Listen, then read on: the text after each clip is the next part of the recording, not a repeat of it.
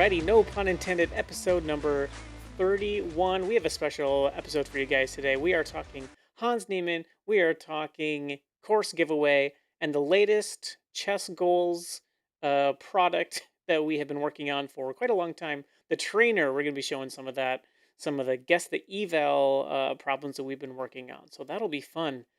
Matt, how's it going tonight? I'm joined always by National Master Matt Jensen. How you doing? Pretty good. It's been a good Wednesday. Been outside all day, but now I'm looking forward to talking a little chess. Awesome. Yeah, you have played a lot of pickleball today. Is that right? I think you said you had like 3 sessions today.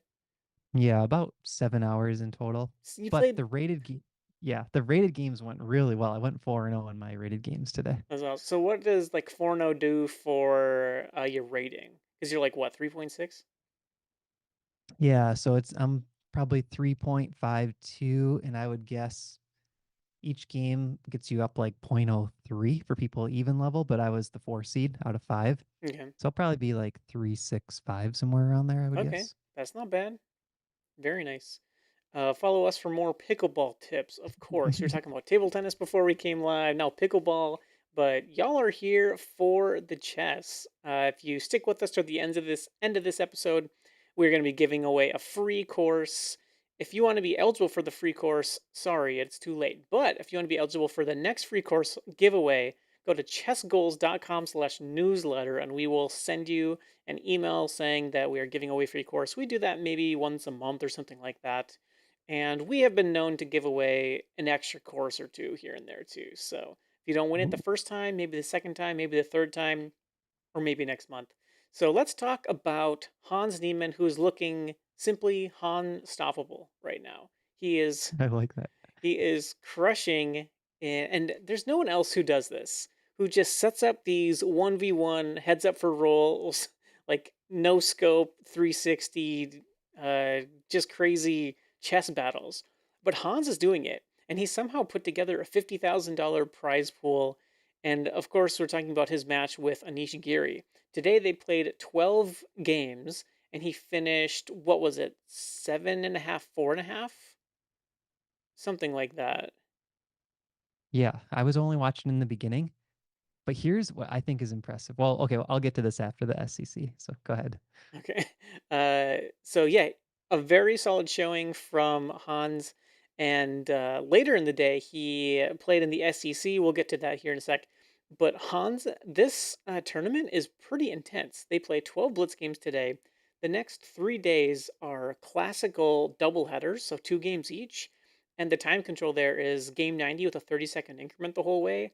So not slow games. So basically, it'll be 90 minutes, so an hour and a half, plus a minute roughly for every move they make. So, like, let's say they go 40 moves, that's going to be a 2+ hour game, and you're going to get that two games in one day for 3 days. And then after that, I think it's a set of 4 rapid games, and that's 15 plus 10.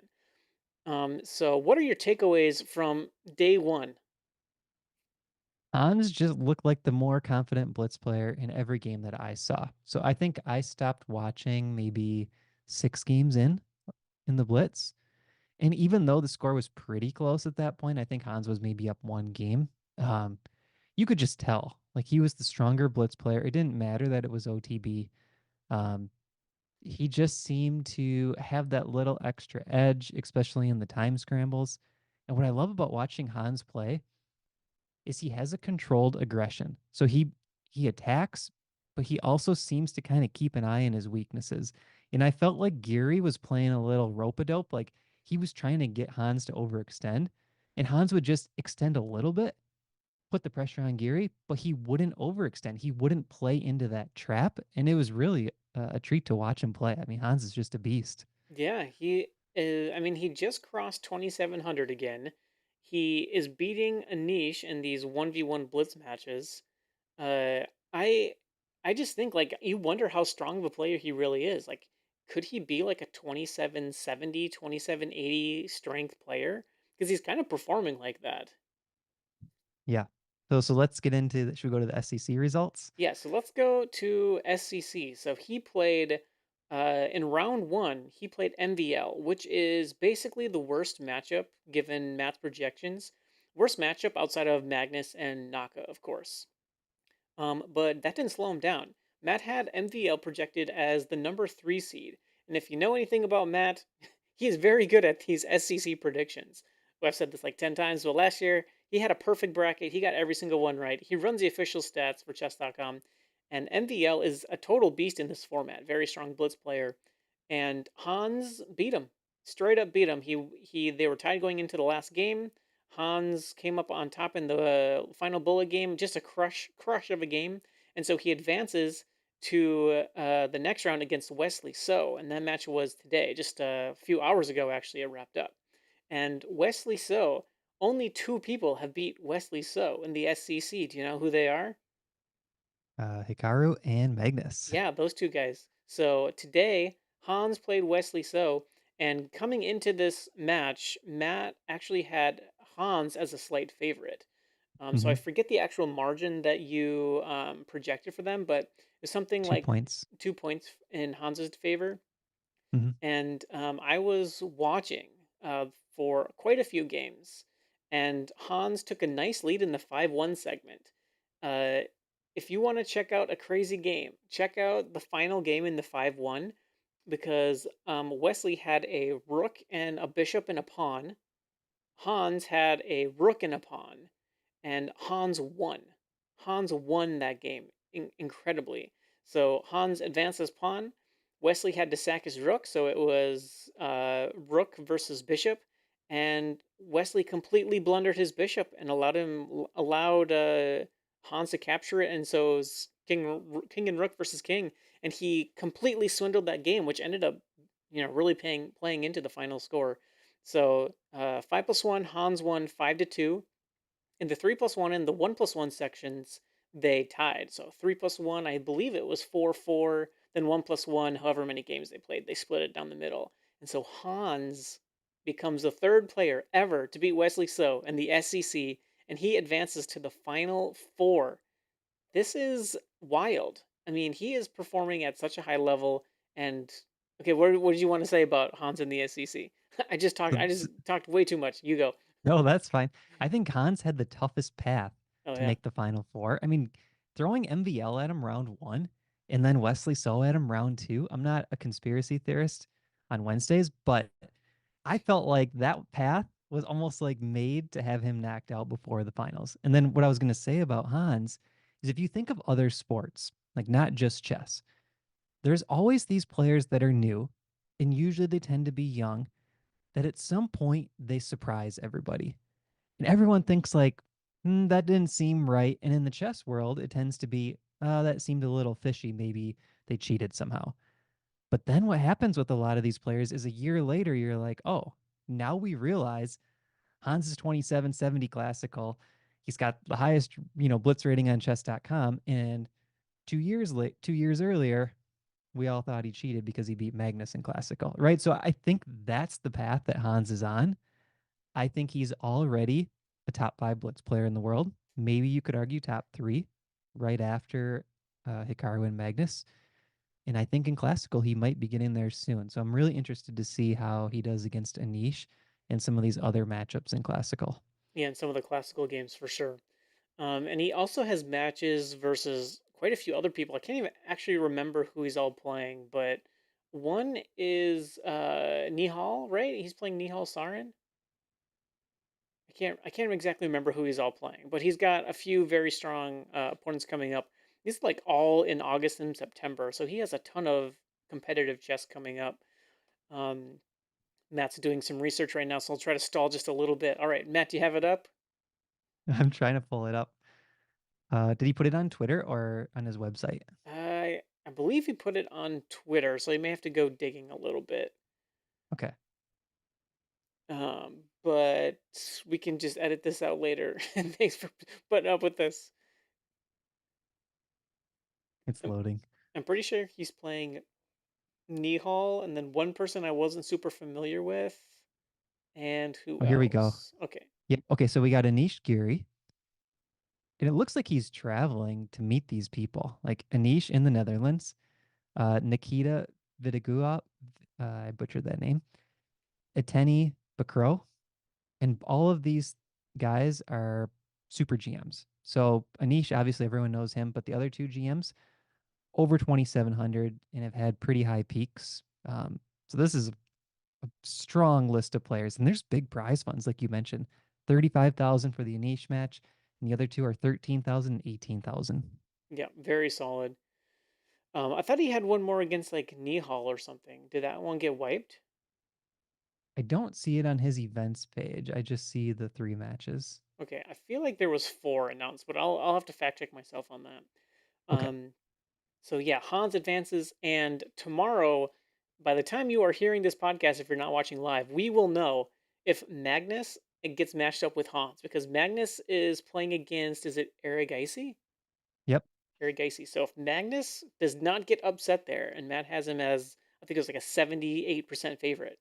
If Magnus holds and pulls through, we will have Magnus versus Hans IRL together in Paris, playing to go to the Speed Chess Championship finals. And yeah, so we talked about last week, like the odds of them playing. I think it was more likely that Hans lost than Magnus lost. So Hans is in. Can Magnus hold? Did you follow the World Rapid and Blitz team tournament that just happened? No, I didn't follow it at all. So Magnus was on a team. He was board number one. His team was called like WR something or other. Hans was on a team called gmhans.com. He was board number one. I think there were three instances where Hans and Magnus would have played, and Magnus and all three said, I'll sit this match out, which is perfectly allowed because you have kind of bench players or subs that can fill in. Hmm. And Nepo played board one in all three of those games. So Magnus dodged Hans three times, but if he beats Arjun, they have to face, like, he can't avoid him. So then Yeah. I had this thought, Jesse. What do you think the odds are that Magnus throws a match? Because then he Huh. wouldn't even have to go to Paris. He might not care enough if he really doesn't want to face Hans. I don't know. I thought of that today. I was like, I wonder if Magnus would throw a match because Arjun's a beast. I mean, it wouldn't even surprise me if Arjun won the match with Magnus trying his best. But what Yeah. if Magnus throws it? I don't think he's gonna throw because I think he's too competitive, and Okay. he wants to establish dominance again after losing last year to Naka. But I wonder if he's going to refuse to play Hans or something because he's already dodged Hans a ton.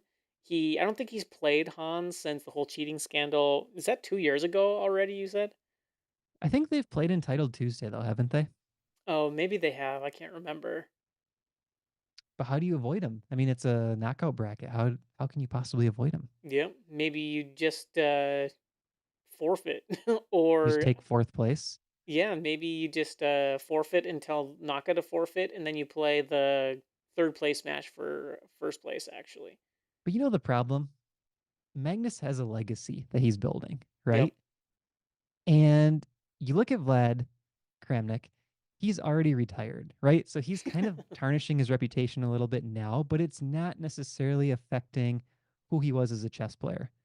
But if Hans Niemann someday is the first American World Chess Champion, you might say Magnus was dodging this guy on his rise to the championship. Like we would have loved to see all those games along the way. So I feel like Magnus has to play him because there is that chance that maybe Hans is the next guy at the Yeah, top. it's true. Yeah, what do you think the odds are of Hans becoming the first American world champion? Oh, I would say 83%. 83%. I'm gonna go with zero because there's a one Bobby Fischer. Oh, But he did actually say that on stream. He did say that he's been the first American world champ. Probably just a brain fart.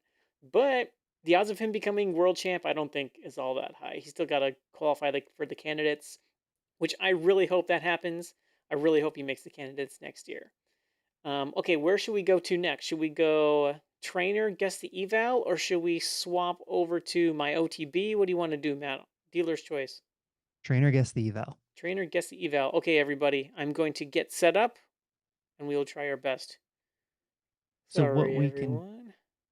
what we can do is go through all these individual components and give an imbalance eval to each individual component, right? So you could say pawn structure +1, king safety -1, and so on. And then what I like to do is do the components first and then go back to the top and say, what do we think the overall eval is? Click submit, and it'll show us the answers. Yep, exactly. So let's take a look at this problem right here. So what we like to do for these guess the eval problems is give you dryish positions, and you try to just basically focus on the position at hand without thinking about all the different tactics. So let's just go through who you think here has the better pawn structure. I have an opinion. Um, I had a idea for the trainer too, Jesse. Okay, I was thinking we should break down a description of each of these as well. So like pawn structure, I think it just involves like backward pawns, isolated pawns, passed pawns. It doesn't necessarily involve like the formation of the pawns in terms of like how much space they have, right? right, yeah. Okay, so here we have healthy set, four pawns, two pawns, four pawns, two pawns. I think it's got to be pretty even. What do you think? I think white has a small advantage with pawn structure. This pawn looks a little weak. This pawn looks a little weak. And this e pawn also looks a little weak. Whereas white, I mean, maybe the b pawn is a little weak. So I would give just a very tiny slight edge to white, I'm good with that. How much do you think? and like 0.3. Okay. Okay, king safety to me seems like pretty equal. Yeah, there's some potential on f2. There's some potential we get some pieces near the king, but if I have to say, I think black's king is a little safer, but not by very much. What do you think? I'd say like minus zero point 0.1. And that's only because the queen on f5 is already pointing at f2. Yep. And at king safety is probably not going to count like a back rank mate. So it's more like which pieces are immediately attacking the king. I would, yeah, minus zero point 0.1. Give black a slight edge there. Okay. Piece activity. This is probably where the whole advantage is going to come or go. And it's tricky because this rook on c2 is serious. That's attacking the b pawn. It has an open file. It's protected by the queen. However, our knight is getting into d6 pretty soon, hitting this queen, putting pressure on the b7 pawn. So our bishop is also a total beast on the light squares. That being said, though, Black's knight is ready to hop in as well. So coming to g4, Black's queen is well placed, his bishop is well placed. The rook on b8 is not super inspiring, but our rook on a1 isn't super inspiring either. There's a lot going on here. I don't know if I have a strong opinion. I think maybe a slight pull for Black, just because his pieces seem slightly better placed. So originally I was thinking black, but that knight on b5 is such a beast with the rook on d1. It's true. I would make if I'd be fine with a 0 on this one. Okay, But if I 0. had to pick, I would say maybe like 0.2 for white. 0.2 for white. Okay. So slight disagreements. Material, I believe, are equal. Pawns are equal, two rooks, two minors, and a queen. Yep, So I'm not exactly sure how the computer weights material because I've seen it equal material, but a slight pull one way or the other. Maybe it's like a rook is out of the game, they discount it a little bit. And space, I think we got to go black here with a little more space, right? I agree. Okay, maybe a negative zero point 0.4. So if we add this up, it's about even, but maybe a It's exactly even. slight pull. Okay, is it exactly even? So +5. Yeah, it is exactly even. If I had to put an eval on it, though, I think black is going to have a slight pull, like 0.2. What do you think? Is it white to move? It is white to move in this position. Yeah, black just played rook c2. Man, I don't know. I could see it being minus zero point 0.2. I could see it being zero point 0.5. I'll go minus 2, minus zero point 0.2. Let's try it. Okay, let's try it. Oh, okay, so we're pretty close. Negative about half a pawn for black, it says. King safety, Okay. it likes white a little bit. Piece activity, it did like black quite a bit. So I was right. Yeah, nice job. I mean, you nailed it. Material, so slight pull for black there, not sure why. Space, it likes black a little less. Okay. And then pawn structure, it liked white a little more. Okay. You know, I was actually pretty close on that because I think I called pawn structure a little higher.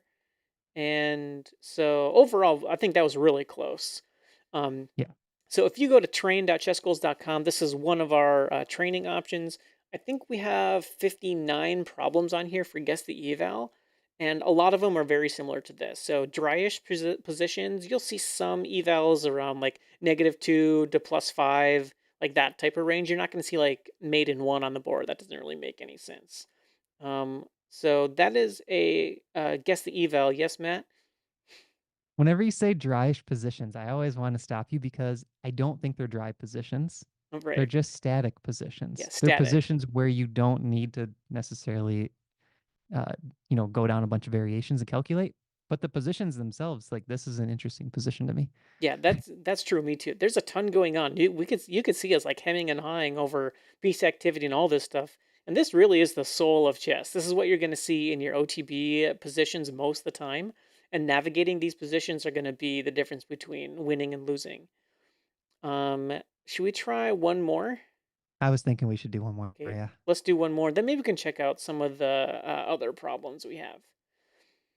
Tactics problems, I should say. Okay, so two rooks, a knight, and a queen. So pieces are equal. Three pawns and four, and they have four pawns and three. Okay, so this looks like a pretty similar or a pretty balanced position. Pawn structure, I think it's hard for me to give an edge either way. It looks very, very safe. Not many weaknesses on either side. Yeah, Um, so I'm gonna go equal on pawn structure. I agree. This one is a drier position now that I've Yeah, corrected you. this one's pretty dry. Yeah. King safety. I think kings are about equally safe. If you had to pick which king is more safe, what would you pick? I would say white because of the pressure, the slight pressure on F7, maybe zero point 0.2 for white. Okay, point 0.2 for white. Interesting. I was actually going to go black because they have more pieces around their king, but these rooks are a little far away. I actually like the pressure on F7. Okay, piece activity. I think white has slightly more piece activity here. This rook is well placed. It's on this half open file. The knight is pretty extended and it's not super easy to dislodge it. I mean, you can play knight f7, but then we're able to take back and maybe even gain more space with the pawns. So I'm going to give a very slight edge to white on piece activity. Black's rooks, I guess black is on a half open file here too, so maybe not. I think the knight on E5 is the main activity for white, and maybe the rook on E1 as well, lined up with black's queen. So just a tiny pull for white for piece activity, maybe point 0.1, point 0.2. Yeah, zero point 0.2 sounds good. Okay, we'll do point 0.2. Material, we said equal, so we'll leave that. And space, it's got to be white for a slight pull, right? Yeah, zero point 0.2 maybe, zero point 0.1, zero point 0.2, zero Okay. So point all 0.3. this adds up to about point 0.6 for white, which is That kind of seems crazy. So I feel like it's going to be a little bit less than that, but that seems about right. I don't see how black could be better here. And just these tiny things, slightly better king safety, slightly better piece activity, a little more space. Let's see what Stockfish says. Oh, dude, we crushed it. wow. We should retire. Yeah, we should retire. Okay, that's great. And I promise you, we have not looked at these Thanks for problems. sending. Yeah, thanks for sending in advance the answer key. Yeah, right. No, we did not check these before. Okay, so that is guess the eval. Let's try a couple forks. So we'll solve news just so I don't get any that I haven't or that I've seen already. So let's see. So this is a fork theme. Okay, I think I see the answer. Do you see it, Matt? Nope. Okay, I What is it? believe it's queen takes d6, forking the rooks. Oh, nice. And also forking the knight. Yeah, Because I thought black could move the bishop out, but then you drop the knight. yeah. So Like bishop A5, for yeah, example. so I'm going here, and this is what I really like about our trainer. So we play this, and they give you multiple moves here. So okay, bring the knight back. Well, that does defend both of these rooks, so that's interesting. I didn't see that move. Uh, Queen takes knight, oh though. yeah, but the knight is hanging. Okay, so let's go back here. It's this move. So bishop out. Well, now we can just take the bishop, right? Yeah. Okay. So Oh, we same. have queen takes bishop, too. Oh, queen takes bishop as well. Yeah, I didn't even see that. Okay, so we come here and they move the knight away, so some pressure here, but that's not enough because we can just take the rook. And then here, okay, so knight this way. Now we can take this rook with check. So if Looks you're, good. yeah, so if you're playing over the board, there you need to look through all those different moves. Like you need to be able to see all four of those candidate moves. Okay, this one is pretty simple. Matt, you want to give us the answer? Rook takes bishop. Yep, and then we can take here with check. King moves away, and we're going to take this rook. And notice in this one, there's only one line. You can see the square right above the next button because this is a very forcing line. And all of these problems are very much hand selected. And so we do all these lines by hand. This is another pretty easy fork. So I believe it's going to be queen e5, forking the king and the rook. And then we can run those pawns. All right, let's do maybe one more of this, and then we'll switch over to something different. So lots going on here. I wonder if it's can't be pushing. Oh yeah, this is something I added too. If you click the piece, it tells you all the different places it can go. That's cool. I like Yeah, that. I forgot about that. Okay, are you seeing an answer here, Matt? It must be taking this Yeah. pawn, Yep. Queen takes d5 check. and then In the corner. oh rook. I didn't even see the hanging rook. Yes. Okay, so in the rook. So what's the alternative here? So here, so queen blocks, but it doesn't really change about the what? Oh, here taking the rook is not right. Oh, Can you there's do? another fork. I think you can do this one. That's even better. Then Yeah, here, that's nice. and then you take, or no, then you push. No, then you take the rook. Okay, I guess just a little intermediate move there. Okay, and we'll leave it there. Actually, let's do one more, one apiece. So that is the Chess Goals Trainer. Let's go back here.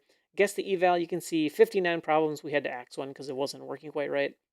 Mate in 1, 532 mate in 1 problems, 200 mate in 2, 200 mate in 3, 100 plus mate in 4, mate in more 40, and then 100 of forks, pins, discoveries, sacrifices. So that adds to probably like 1,000 problems or something like that, maybe a little more. All for free, 100% for free. Go to train.chessgoals.com. I'm excited to announce train.chessgoals.com. Our trainer I've been working on it kind of in the background for like 2 years, and to see it out and live is pretty cool. So thank you all for checking it out. What's up, Matt?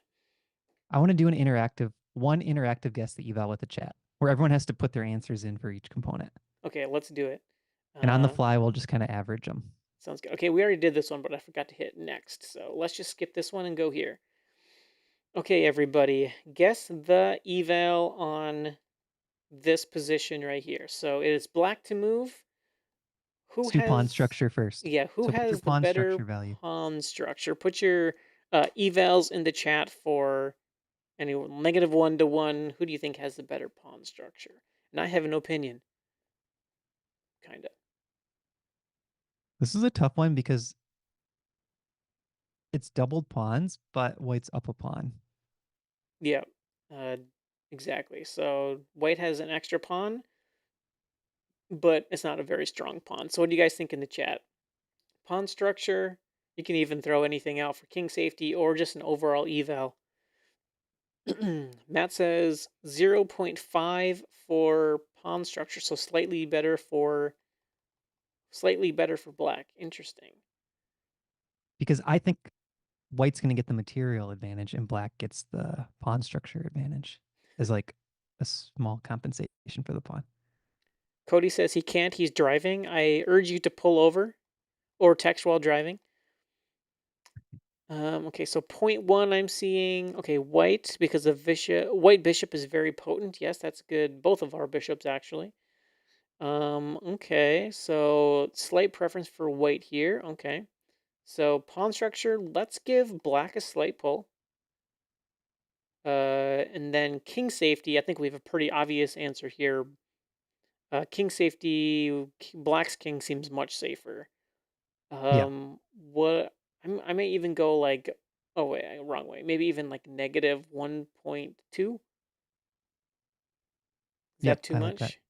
I was going Oh, to say -1. okay. I mean, I guess black could or white could put their king on b1, and it's not super attackable, but I mean, we're going to be able to attack there. So I think we're good. Black's king is definitely safer.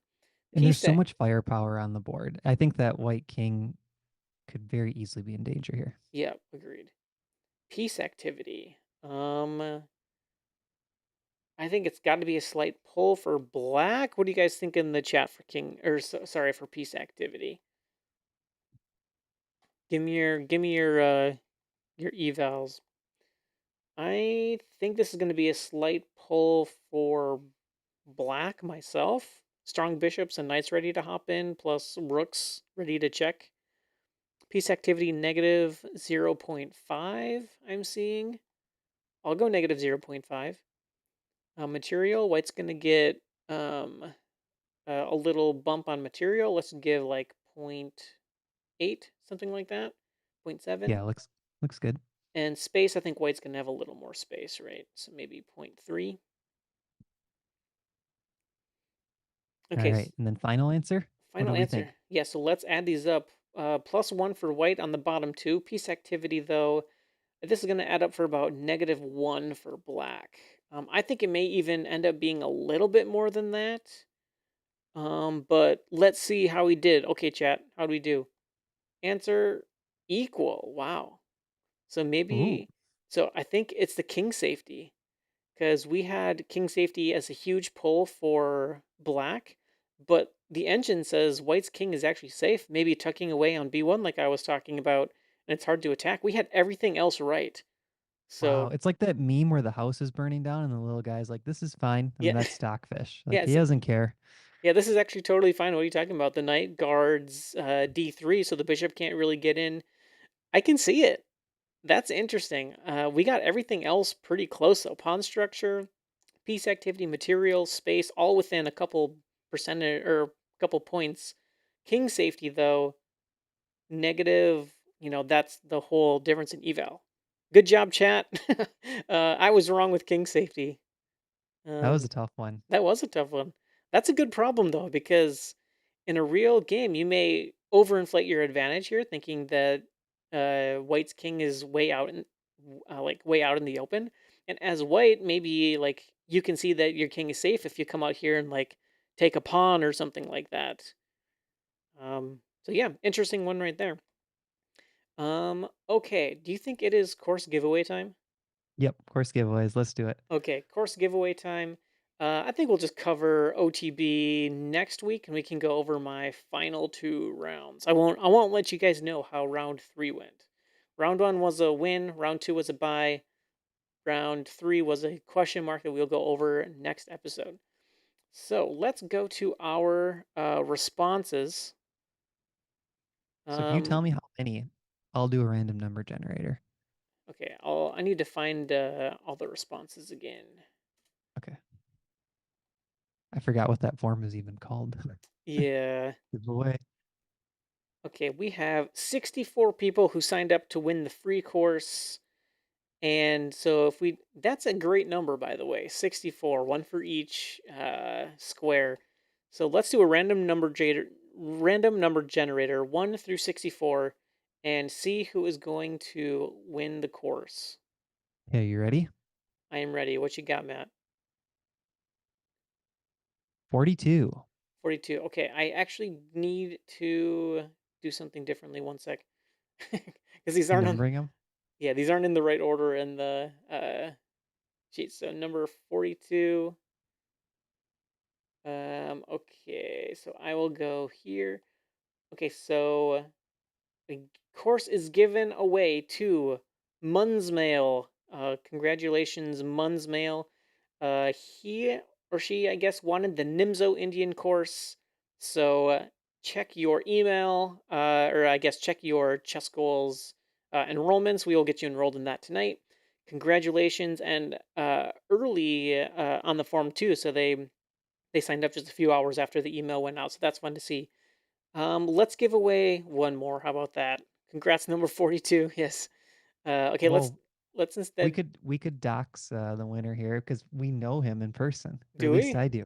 Who is it? It's Mitch Mund. Oh, okay. He's Well, played at the Rochester Club. okay, sure. Yeah, I didn't recognize the email, but congratulations, Mitch. That is exciting. We will get you hooked up with your Nimzo Indian course. Okay, I got Um, another number. okay, got another 39. number 39. Okay, oops, my mouse just died. You know what So, we should buy? Chess goals purchase? what's that? One of those like Powerball things where you get a whole bunch of balls with numbers on it. We could show it on the thing and like have the Yeah, that'd be a good business expense. yeah.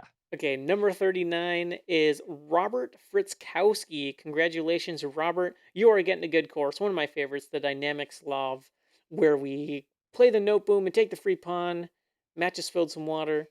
Uh, Yeah, just all over. congratulations to Robert Fritzkowski.